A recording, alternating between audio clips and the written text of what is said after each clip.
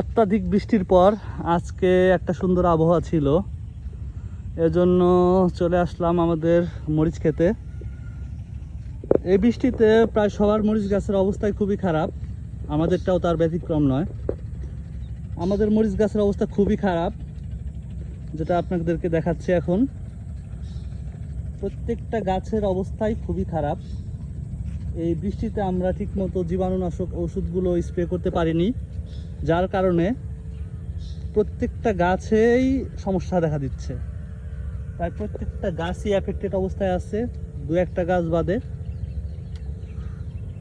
এই বৃষ্টিতে কার গাছের কি অবস্থা একটু জানাবেন, আর এর প্রতিকার কি করা যায় সেই সম্পর্কে আমাদের একটু আইডিয়া দিবেন, আমরাও যাতে সেই মরিচ গাছগুলো পরিচর্যা করতে পারি ঠিক মতো। দয়া করে একটু কমেন্টস করে জানাবেন সবাই।